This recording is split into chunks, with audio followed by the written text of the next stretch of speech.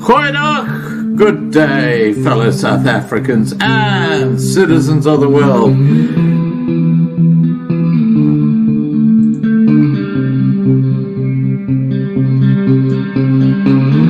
I've been looking around for salvation. I've been looking around for the truth. All around me I see frustration, and I looked all over till I found you. I sit and listen to your stories, and you're telling me, please don't worry. Lot in this world you should know, and love in life is where you should go. If you're looking for somewhere to go, if you're looking for someone to know, if you're looking for someone to guide you, then love in life will guide you.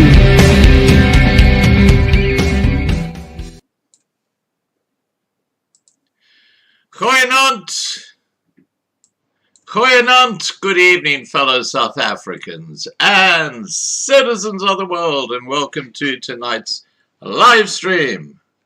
Well, tonight we have one of our old favorites on, which is, of course, General Izak Van Zyl from Boerelegioen. And we're going to catch up with Izak as to what's going on with Boerelegioen. We haven't spoken to him for a while, and there are some big developments taking place. So, without any further ado, let's get our friend Izak on. Here we go.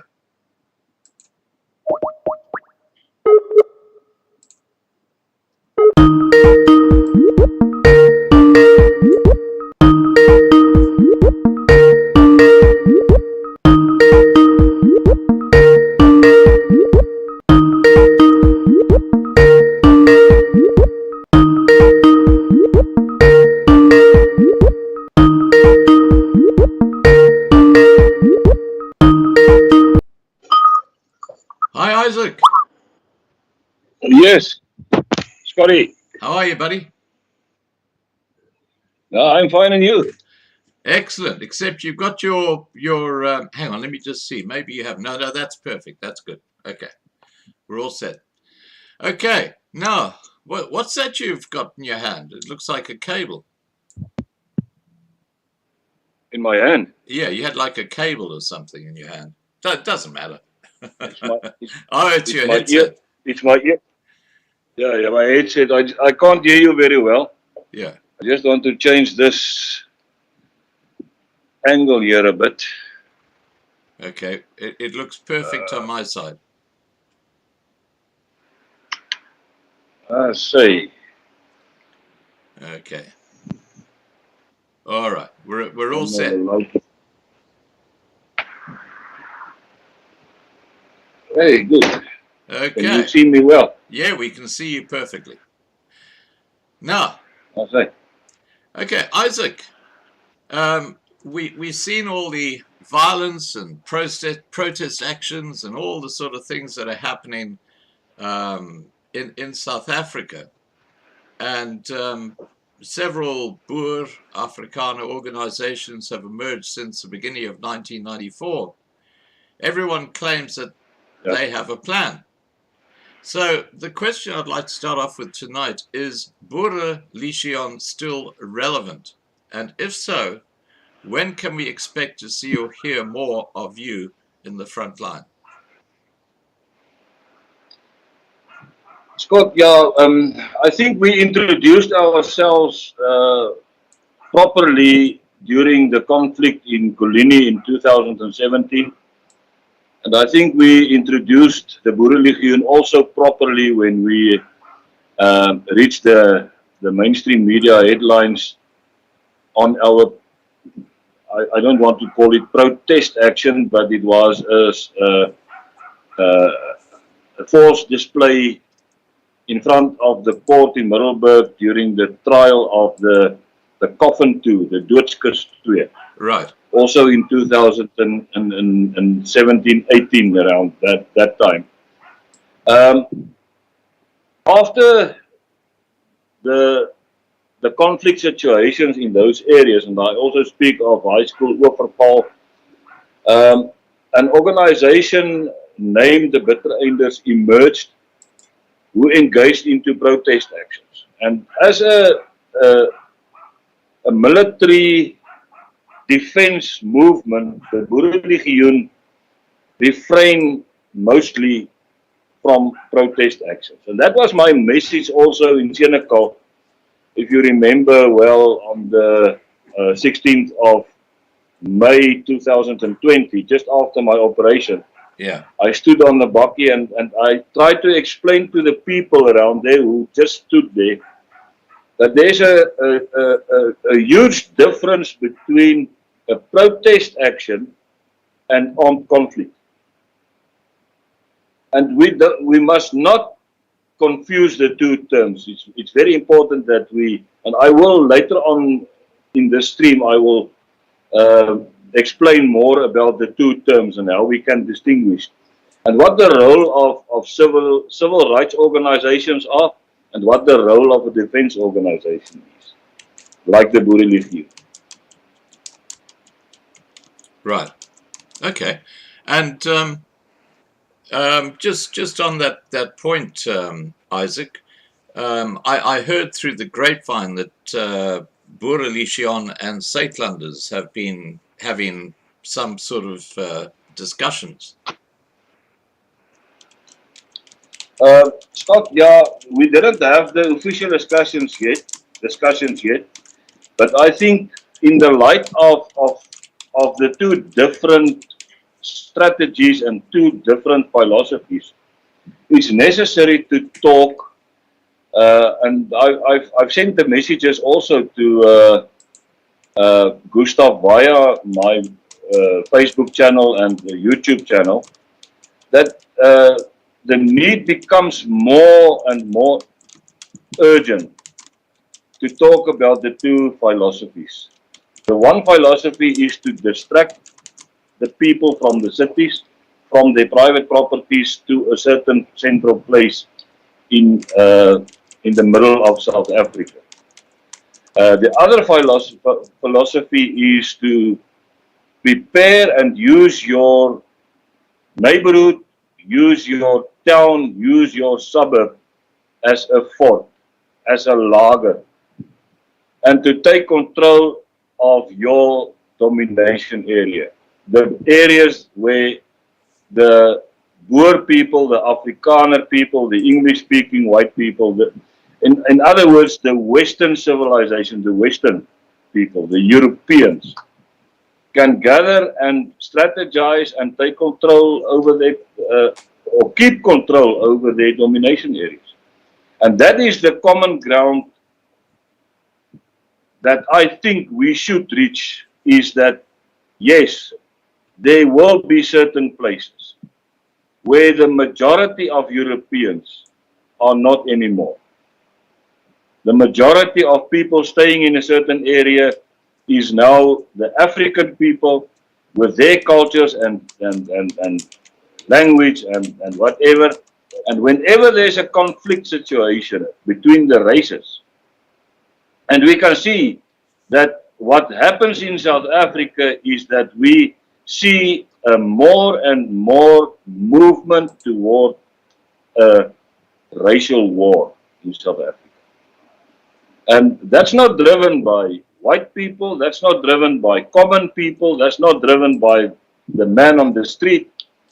That is something that is driven by the politicians and the rich people sitting in Sandton and in Cape Town, and who are driving processes to frustrate the normal civil society to such an extent that they will start to protest, and that is the level which is the introductory level of a definite armed conflict in South Africa. And that is not what we want to see, the end result. We don't want to see an armed conflict. But we hear the voices of people who are observing and who are analyzing and who are researching and who are giving their opinions on the social media. And everything indicates that South Africa is bankrupt. We are on the verge of a total blackout with regards to the electricity situation, and that will automatically, and you don't have to have a very high IQ to realize that whenever there's no electricity in South Africa, the poor people will become poorer, and the poor people will become hungry, and they will take the streets and visit the people who will have something in their fridges, who will have something in their houses that they can get. And they will not come to ask you for that. We know the culture of the African. We know how they operate. We saw them in action during 2021, June in KwaZulu-Natal. They just destroy the walls between him and the target, and then he will take the target or the whatever he wants and take it with him to his place, so that he can be in a bit better position than he was. But that is not the main reason. I think the forces behind them, namely Cyril Ramaphosa, who are not uttering one word about white farmers that are being murdered over the past 28 years. If you put the bodies on a rugby field of the farmers that's being murdered by black gangsters, black people, black murderers, and that's not a racist term that I use, that's a fact. And it's not my fault. And I say it again, and I said it in previous broadcasts as well. It's not my fault that Cyril Ramaphosa, that is a black man, an African man, cannot contain and discipline the people of his own ethnical race. It's not my fault. The fact of the matter is that 99% of all murders related to white people, where white people are murdered, 99, I want to add, 0.9%, are murdered by black thugs. They are the people who don't have discipline. They are the people who don't respect the rule of law. And the example set by the top people in South Africa who are supposed to enforce law in South Africa. They are the bunch of criminals. They are the bunch of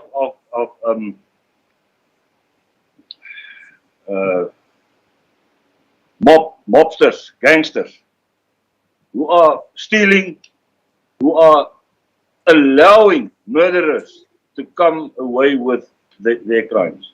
Yeah. In South Africa, there's no will to arrest the murderers. There's no will. And we did that research before, and about 2 years back, research showed us that only 6% of all murderers are behind bars in South Africa. Wow. So what remains in South Africa? Yeah. The 94% are repeating murderers. They are, I want to go to the extent that they are serial murderers. The same people murdering and robbing again and again. Not being caught, not being prosecuted, not being sent to jail, not being removed from society, civil society. And that is the problem. That we, the white people in South Africa, we don't even realize anymore that we originate from a Western civilization where the rule of law, the Roman law, the Latin law, the law of the Bible ruled society. And what did this ANC government do in South Africa? They turned it around. The law, the same law that is supposed to enforce and to prevent crime, to investigate crime, and to put people behind bars who are committing crimes. That same laws are protecting, they are using that laws to protect the criminals. Yeah. Now, and that we see. Yeah. Now look, there are a couple of things I'd like to just follow up on what you were saying. Your strategy differs markedly from Saitlander's. Saitlander's strategy is for people to be warned just before the proverbial hits the fan, and to move out to rural areas where they can gather and by numbers and by, I guess, isolation, be safe. But there are a large group of people in cities, like the elderly and the disabled, who aren't able to get out of the cities. And I know of several people who are in that position. I've talked to them. They said it's impossible for us because, because of our disabilities or whatever. So how will Saitlanders help people who are in that position? Sorry, not Saitlanders. How will Boerelegioen? Our message is very clear, Scott, that the Boerelegioen are precisely established to protect the people that cannot look after themselves. During each and every conflict situation since 2016, when we were established, our people were deployed within the neighborhoods. They were deployed within the areas or parameters of the elderly, the old age homes, the hospitals, the clinics, the schools, the creches. And that is precisely what we intend to do in a much more intensified manner, as in line with the threat that is growing. And that is our message. We have to develop our skills and abilities and abilities to organize within different groups. Our vision says it very well, that in our diversity as a different lot of organizations and movements and neighborhood watches and CPF groupings and Farm Watch and RVB and Saitlanders, whoever are in that vicinity whenever the shit hits the fan. It's important that we unite in what we call a gesamentlike operasionele center. Right.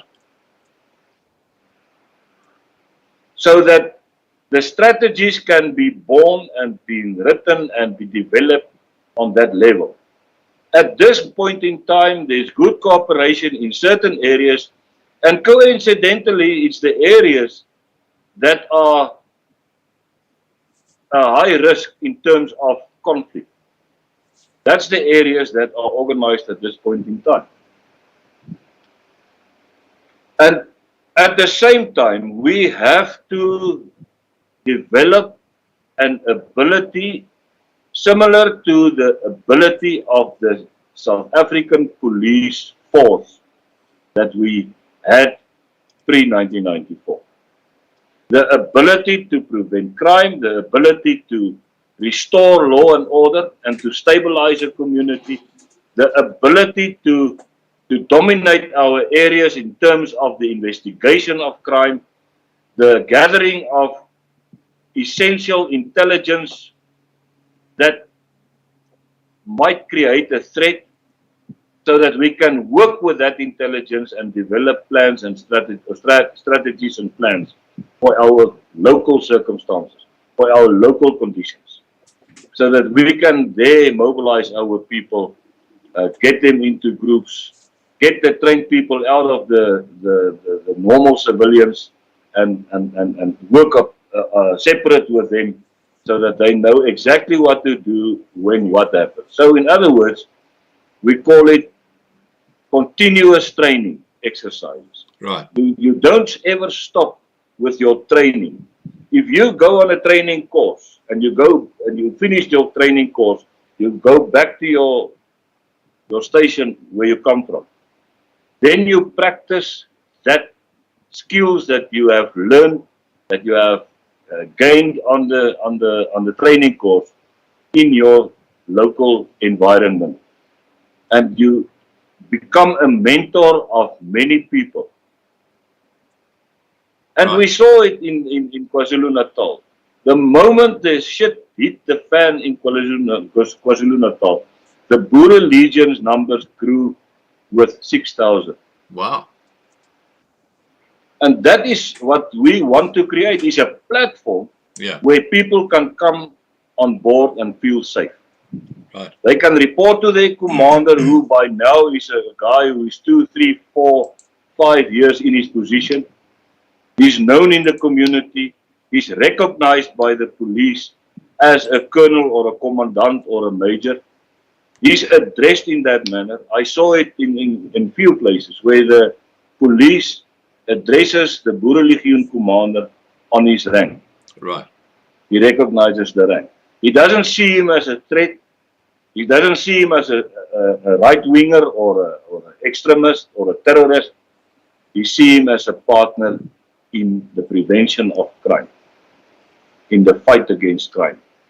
And that is what we want to see more and more. The more the situation grows hostile in our country, we need even our smaller towns to get organized and mobilized. That is our aim, and that is exactly what we are doing. Right. Now, there's no doubt that the biggest business in South Africa today is crime. And there are so many crime syndicates and crime gangs who specialize in everything from stealing cables to CIT or cash in transit robberies to hijacking cars, child kidnapping.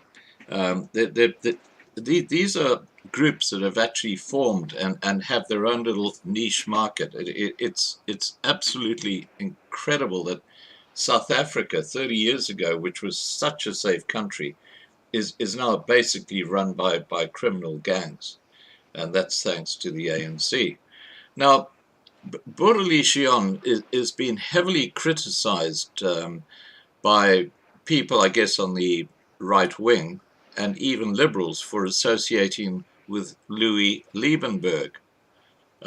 You were also labeled as a traitor when you attended the crowning ceremony of the new Zulu king. What is your association all about, and why did you engage in such controversial matters, knowing the Blood River and the history with the Zulu kingdom is such a sensitive issue? I think what most of the more conservative and right-wing people, especially the people who are believing that they are descendants of Israel, seeing the Boerelegioen as a similar organization than the army that fought in the Second Anglo-Boer War and the First Anglo-Boer War. I don't think we must get confused between the Boerelegioen and those people. We are a policing organization. Because we are not in government anymore, the white minority doesn't have any input at all in the cabinet, in the parliament. Except for the DA, who's a representative organization, political organization. But for the Afrikaans-speaking Boer people, there's no real political influence in South Africa. So that's why we are calling ourselves a policing organization who are organizing in rank structures, in military structures, in disciplinary pockets of safety where there's a chain of command for one reason, and that is to create an organization where there is a central command and control center, a national command and control center, where we can shift people, shift logistics, similar to what the army did when they were in conflict in Angola, similar to what the police did when they were in conflict on the Southwest African borders with Kufu, and the police officers who were deployed on the borders for more than 20 years in South Africa. That is why it is necessary to create a national platform, a national command and control center, so that command and control down to grassroots level can be easily maintained, can be easily done. And that is why we are calling ourselves a policing organization, so that we can organize on the right side of the law, so that no intelligence agency, no NIA, no Staatsveiligheidsraad, no government can touch us. They cannot even open a file on us, because we are working with the South African Police Service, and we are there as a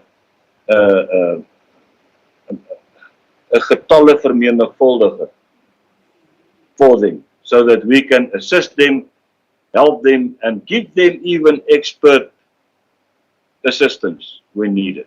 Because the core of the Boerelegioen consists out of veterans from the old SANDF, Special Forces of the SANDF, South African Police Service members who were in the operational environment for many, many years.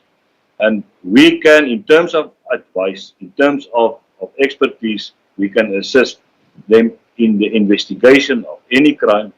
We can assist them in investigation or in the gathering of intelligence and sharing intelligence, so that we can, at the end, maintain law, first restore law and order in our vicinities, in our areas, domination areas, and then maintain law and order. That is the first point that I want to make. The second point I want to make is that the main reason for the existence of the Boerelegioen is the intelligence value that we have in terms of liaising with different people. And that is the main reason. Me, as the leader of the Boerelegioen, reacted on an invitation of the Zulu King to attend his inauguration, his crowning ceremony. By that, we create a sort of a connection between the Boere and the Zulus, so that at the end, Mr. Louis Liebenberg, who are developing a very close relationship with him and with the RET faction, the Radical Economic Transformation faction within the ANC. It's a very, very strategic relationship that you have to manage and maintain. Why? Because we are getting the information from the horse's mouth. And then we can work with it. That's the only reason. Why people are criticizing me and calling me even a traitor. There's many of those guys. I asked them, give me the definition of, what do you call it? Verraad in English. A traitor. Yeah, well, if you commit what? High treason. Oh, okay. Give me the, give me the definition of treason. That person can't even give me a definition of treason. Mm. When I, as a police officer, as a policing agent, as a policing expert, liaise with different role players in the South African context, that's for the sole purpose of saving lives at the end. Why didn't they criticize AfriForum when they went to visit the Zulu King? But when Izak Van Zyl went to the Zulu King as a Boer leader, as a Boerelegioen leader, I was criticized and thrown under the bus. And that is stuff that I can't understand. I don't understand it. But the main reason is for the Boerelegioen is to gather that intelligence on all levels, international level, national level, provincial level, regional level, local level. And that is the structures that we need to establish. And that is why we are working closely with a man of the stature of Mr. Louis Liebenberg, who intended, he actually approached us, the Boerelegioen, and said, how can I assist you to become a formal, professional, civil force to deal with crime and to deal with the stuff that's going on in this country. And we welcomed it. And because it's a costly exercise to create intelligence structures, to maintain law and order in your communities, you have to train people professionally, equip them, give them the necessary logistics, and even remunerate them so that they can be allowed and enabled, empowered to do their job properly. And that's precisely our relationship with Louis Liebenberg. Right. People are criticizing me. I don't care what the Naspers and the News 24 newspapers writes about him. It's not my concern. I don't associate to a person because of his past. Jesus died for us all on the cross. And when I listen to a man of the stature of Louis Liebenberg, I can hear that the heart, there's something in his heart that changed over the past few years. And he's walking the walk with Jesus Christ. And when my brother in Jesus walks the walk with Jesus Christ, I walk alongside him. And I know for sure the people that are throwing the stones are the Pharisees. They are the Pharisees. Right. Now, not in the past, sorry for that, Scott, not in the past 6 years of our existence. Those same people who are criticizing Louis Liebenberg and who are throwing him under the bus, associated with the Boerelegioen. They never approached us to become a sort of partner. And we are from the same blood. We are from the same tribe. Ons is kalvers van die van een ma. Ons is hoenders van een reserveer. Ons is Afrikaners en boere. Die boere praat nie met mekaar om een of ander rede. I don't know why. Why are they cross with each other? Why are they hostile towards each other? And that has to stop. And I think that Mr. Louis Liebenberg and the Boerelegioen as partners in this new journey can break new ground also for all the other organizations and for all our people and the law-abiding citizens in South Africa. Yeah.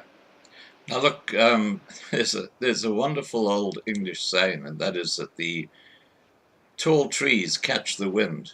And I've seen it here with Loving Life. You know that the more attention you get, the more people try and bring you down. It's just human nature. Now, just Izak, with the South African Police Service, do you have any contact at all with that fellow Becky Cele? No, he doesn't want to speak to us. We are in close. I don't want to say that we have a close relation with a man called Pietro Situ, but we have a good relationship with him. Right. We cannot do what he does. He does something very unique, and that is to speak to people. Yes. And we are sharing platforms on the social media where we exchange ideas and information. And even he, as an activist against the farm murders, activist, he succeeded by he got 2 opportunities with Becky Cele. After that meetings, Becky Cele doesn't even answer his phone anymore. Yeah. So I don't even bother. I have a plan in my mind to make a sort of a council with a few of the prominent Afrikaner Boere leaders and work out a communication strategy and to engage into a workshop or a work session or a think scrum or what a think tank or whatever with the top structure of the police.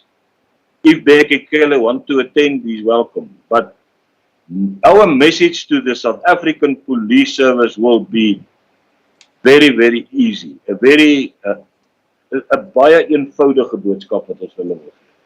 And that is you SAPS has got only one obligation, real obligation. And that is to protect life and property in the Republic of South Africa. No matter what the color of the victim or the color of the perpetrator is. That is your mandate, and you have to do it. And whenever the EFF goes to a school to threaten the lives of children with their toying and violence and pushing on gates and trying to gain entrance to a protected area, that will stop. And if the police don't want to stop it, we are going to stop it with armed force. And that is not a light threat. We are going to arm our people, and whenever those people comes near a school, we are going to remove them violently.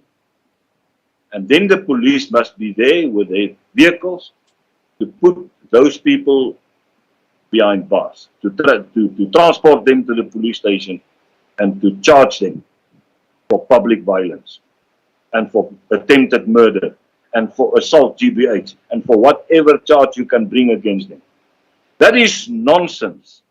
Scott, that is nonsense that they be prescriptive to a white Afrikaans school.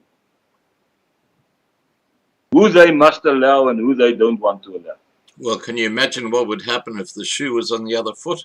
There would be a huge outcry, wouldn't they? I mean, what will they do? What will they do if I go to the biggest school in Soweto with a bunch of white people, parents, and to want to enroll our kids in that school that will make out the majority of the numbers in that school?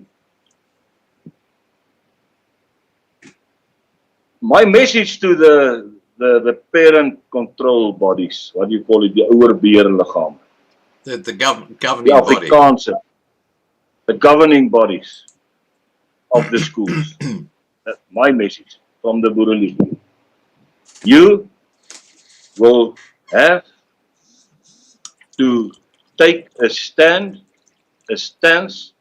on the language policy in your school. Something that is not negotiable, and that is something that we are going to drive, and we are going to gain momentum, and we are going to gain the numbers to enforce it. But you can, in the meantime, take a stance on that.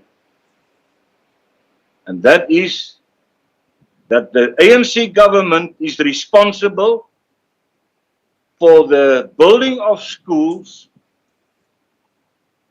to accommodate all the African learners in the English language or in African languages. But the former Afrikaans schools, the former Model C schools, are going to be turned around. And we are going to take control somewhere, some way. And God will help us. Because our children are getting confused with the different cultures mixed in one bowl and the fruit salad that is emanating from that. We have to enforce, and the governing bodies should take a stance on this because they have the authority to enforce Afrikaans as the language in former Afrikaans schools, as the only language. English can become a second language, but this parallel medium stuff and double medium stuff that they are enforcing, and that is on the back of parallel medium schools and double medium schools that the EFF are riding now, and the terrorist organizations from the left side. They are riding the back of parallel medium and double medium.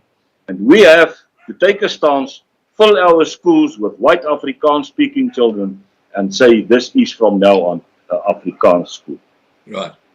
Now, just moving some on. People will tell me, hey, Van Zyl, you are mad. Where are you coming from? You cannot reverse, go backward in time and institute apartheid anymore. I want to emphasize the fact that we, as a people, as a first people in our towns, in our suburbs, our forefathers created that areas. There was an Afrikaner fund being established for the purpose of developing Afrikaans back in 1925 by a man named Jan Marais. He donated all those funds to Stellenbosch for the development of Stellenbosch University for the sole purpose of developing Afrikaans as a science language, a factaal. Now, what happened in Stellenbosch? What's happening in all the Afrikaans universities that was established by the Afrikaners? Why must we stand back? Why must we always submit? That is nonsense. And as a leader of a defense movement in South Africa, my call is on the people of the different towns in South Africa who are still dominated by white Afrikaans speaking people and English speaking people. In other words, dominated by the European people. That you join in with the Boerelegioen and come and listen to our commanders who are going to carry over messages upon messages upon messages to you to try to make you aware of who you are, to try to persuade you to buy into the concept of taking control of your municipality without a coup d'etat, but by on the level of protest and the movement towards wat ons in Afrikaans noem leidelike verset. Ons moet deur daai stappe van protes gaan na leidelike verset toe gaan, waar na gewapende konflik toe. En ons gebed is, en ons hoop, dat die regering van die dag, the government of the day, will start to listen to the white people in South Africa and leave us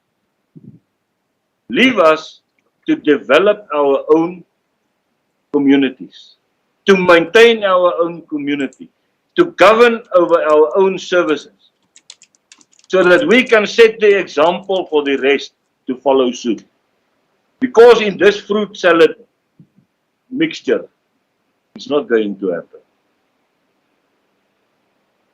The people of color and the white people are frustrating each other because the one don't want to understand the other one.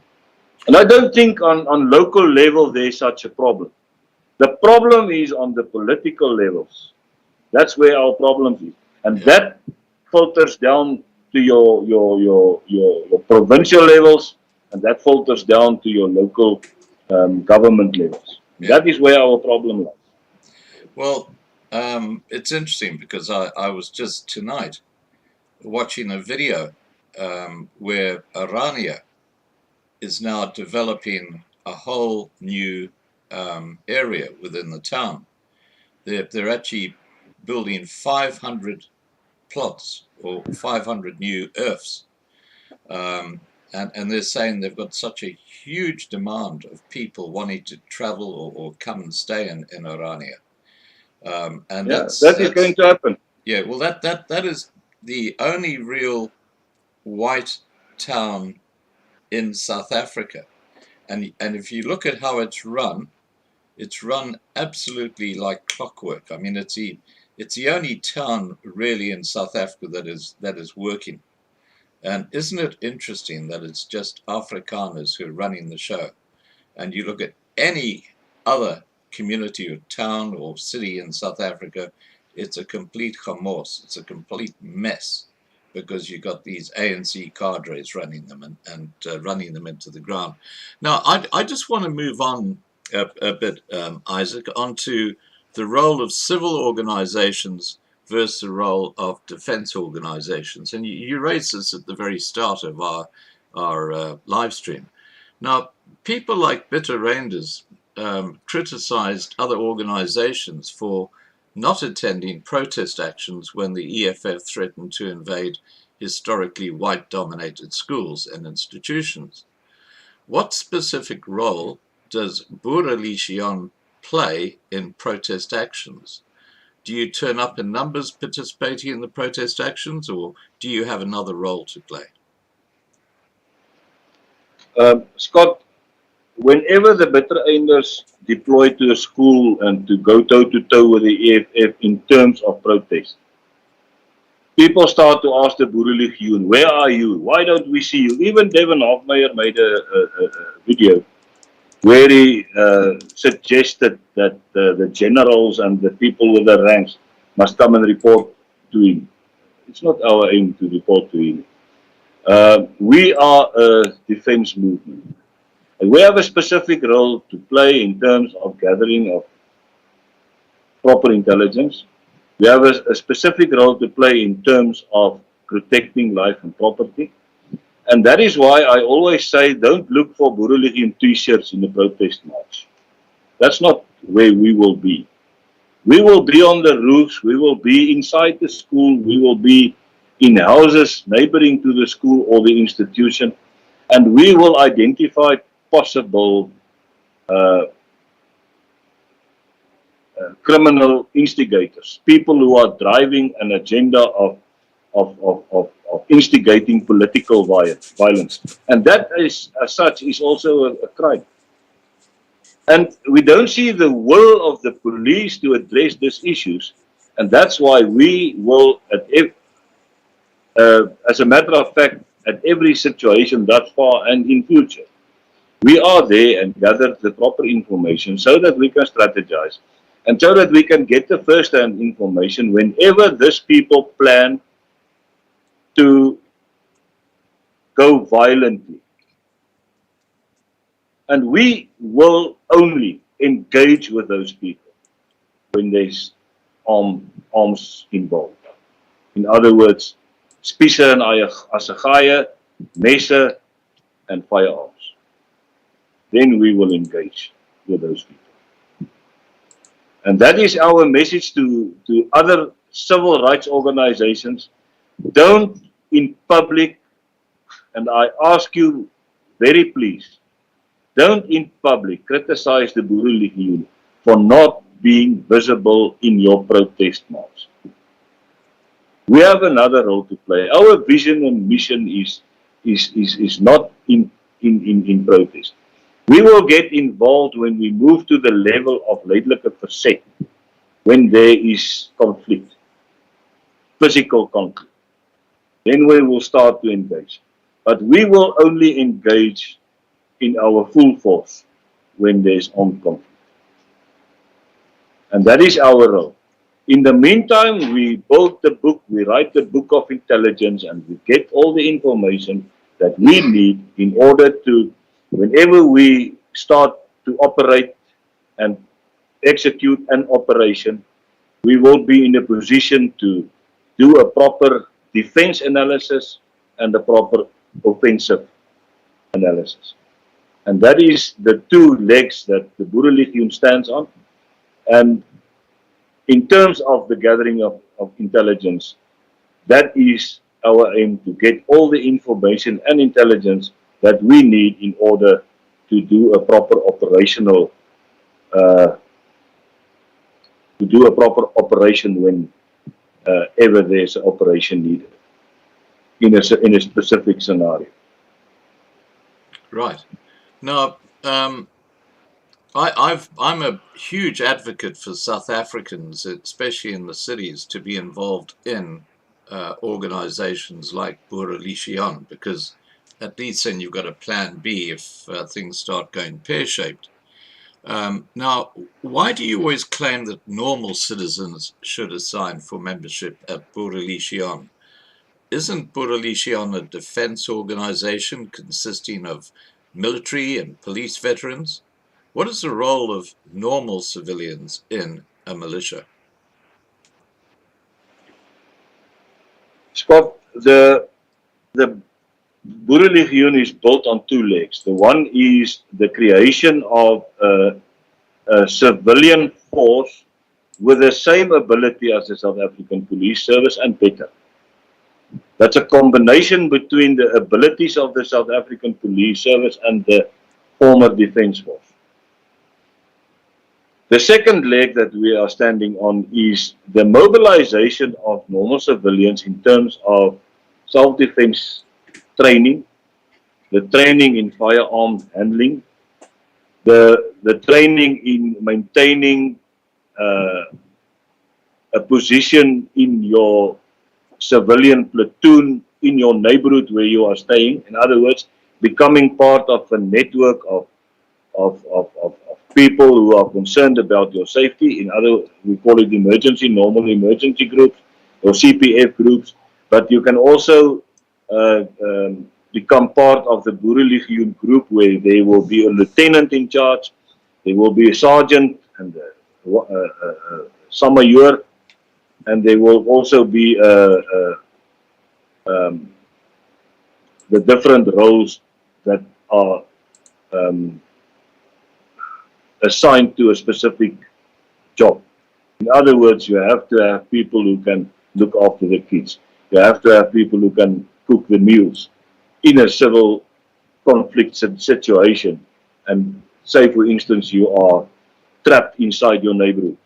You cannot get out. You cannot get in. There's nowhere that you can go for a certain period of time. And then it's very important that there is a command and control system in that specific neighborhood, so that people can be sent, rakkies can be sent to watch, and people can be sent to open the roads for voedselvoorraden and goeders om in te kom, so that the people can be provided for. And that is why we are urging the community in the white domination area. Jy wat in jou woongebied bly, in jou woonstelblok op die plaas bly, word deel van die Boerelegioen struktuur, leer mekaar ken, start to know how the command and control system works, the chain of command works, so that there will be daar sal nie wanorde wees wanneer die pop op die pen stryk. Ons wil, daar moet reeds 'n gedissiplineerde stelsel in plek wees. And that also, dat geld ook vir die opleiding. Also for the training it counts. Because we want normal people to attend training sessions so that you can, whenever you are alone at home, whenever you are alone in your street block, perhaps over a festive season, there are 2 or 3 families in a neighborhood, and there's a conflict situation, that you exactly know how to deal with that conflict situation. And there's a term that we have, the key word in the Boerelegioen, and that is the onmiddellike handelingsdrill. In other words, when you are attacked, you must immediately react, and you must know how to react, because if you don't react in the right way, you are dead. And that is the message that we are carrying. And for the purpose of gathering people, expertise from the communities, for the purpose of a higher form of training, there we built the, there's a saying in the police, all the years, the police were created out of the community for the community. So we are ordinary citizens who are trained to a certain level in order to assist you when you're in need, when you need help. And that is what we are trying to establish, Scott. It's in decliner gebeur dit, but we are driving towards a total mobilization of the South African, Afrikaans-speaking communities in our local authorities, in our local municipalities, on our farms, on our plots, in the industries, the formal sector, in the business sector. We want the people to come for training so that we can allow you to defend yourself. We know all know in South Africa that there's problems coming. Die probleme bekruip ons stadig maar seker. En stadig maar seker moet ons begin bewus word, moet ons uit die pot uitspring en begin wakker word. Before you are cooked. En as jy eers gaar gekook is in die pot, dan gaan jy nie kan uitspring.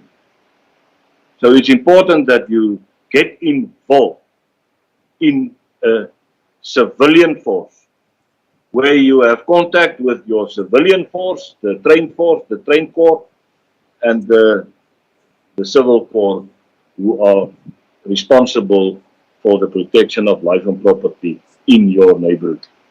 That is important. Right. And at the end, you are part of a national command and control system. Right. Now, Izak, how do people contact Boerelegioen? What's the easiest way if they want to start working with Boerelegioen or join them? Scott, the most easiest way is to go through the website www.boerelegioen.co.za. Follow the onslaught skakel. You want to apply for membership, and then fill in the forms there. Immediately will be rewarded or awarded a force number. That force number will bring you in contact with the admin of the specific area, and immediately you will be in contact with your commander in that area. That is the most easiest way. But if you want to inquire first and speak to someone to give you more information, you are welcome to phone Marinda on the following number: 063 057 0996. I'm going to repeat it. It's 063 057 0996. Right. Okay. Yeah. Look, I've got the Boerelegioen website up, and there's a very prominent button there. Click here to join. So it's very clear how you can join. What I'll do is I'll actually put that website address and Marinda's phone number below the video in the description, so that people can contact you that way. Izak, is there anything you'd like to say to people that we perhaps haven't covered tonight? Scott, my message is very clear. The past 7 years already, I think the messages that we carried for the past 6-7 years are one of the most consistent messages any organization ever carried. And that is, people get on board, get trained. There is a time coming that we are going to be in need of knowing each other, in need of training, in need of defending our territories. And my urge is for normal people. I'm not speaking about the enemies, because within our own midst there's also enemies. I'm not speaking about them. Those are the people always criticizing, always throwing a stone, always trying to trash you, always trying to diminish you, and try to altyd te probeer om jou te verneder. I'm not speaking about those people who don't need any help. But the people who are listening to this recording and know that when you look around you, that your life and the lives of your families and your property is in danger. Whenever a 2021 KZN scenario emerge again, then the place to be safe and to be protected and to be involved, actively involved, and to be in communication with your fellow citizens is the Boerelegioen. And we go out of our way. Our people are not receiving 1 cent for their effort. They use their own funds, they're driving out their own petrol, they are working their own hours after their normal work hours, and they are doing an extremely good job wherever there's problems and wherever they are actively involved in a Boerelegioen commando or a regiment or a battalion or a company or a platoon. And those people will go the extra mile because it's not people that expect anything in exchange. You know, there's many people in South Africa who's got the heart for their fellow citizens, vir hulle medeboere, vir hulle volksgenote.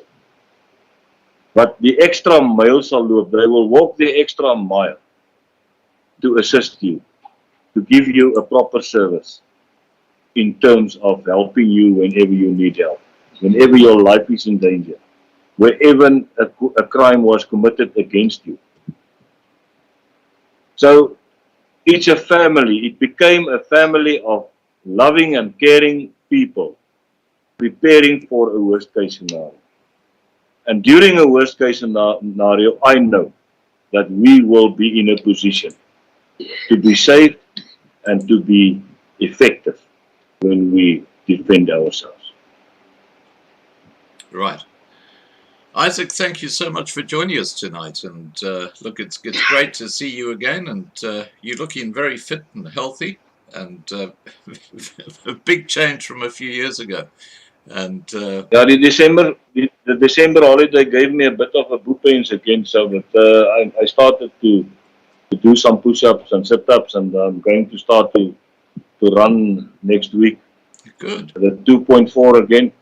Yeah, last year I stopped at 25 minutes for a 2.4 in my condition, on my age. Yeah. I don't think it's too bad, but this year I want to bring it down to 15 again. I know I can. Fantastic. Isaac, have a great evening, and I look forward to our next chat. Thank you, Scott. Regards, and thank you very much for your support also, and we appreciate you as an individual and as a friend, and also as an organization.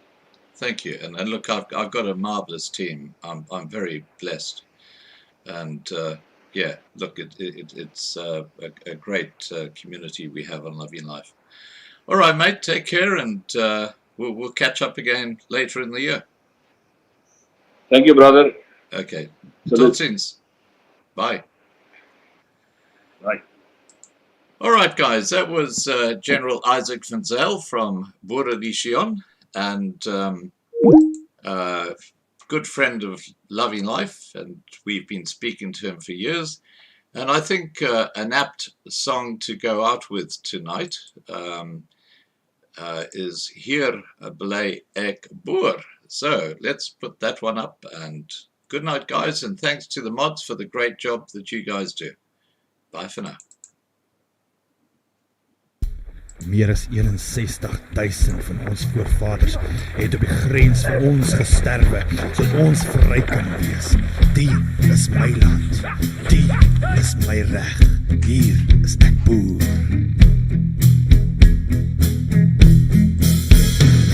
Van stop is ek gemaak en sal ek terugkeer.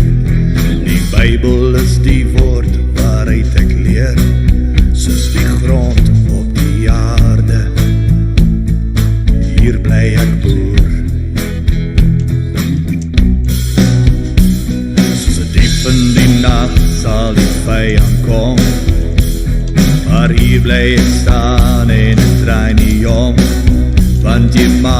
my nie bang nie. Hier bly ek boer. Die is my land waarvoor ek sal veg. Die is my bloed, my sweet, my reg. Die is die plek waar my voorvaders leef. Die is my land, hoor wat ek jou sê. Die is my land, wat my mense voor. Hier bly ek voor. Soos 'n blaassam in die somer wat vreugde bring. My oupa wat maniekiero kon sing. Soos hy stap deur die lande. Hier was hy boer.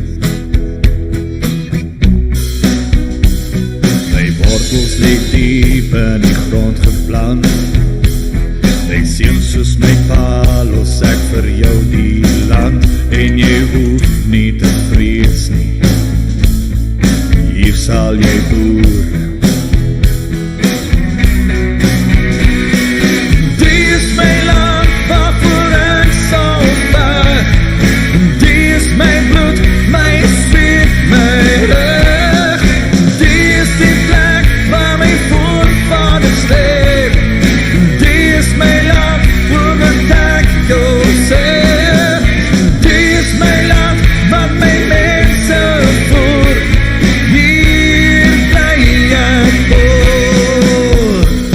Die leeu sal kom, die leeu sal kom, die leeu sal kom, die leeu sal kom, die leeu sal kom, die leeu sal kom, die leeu sal kom, die leeu sal kom, die leeu sal kom, die leeu sal kom.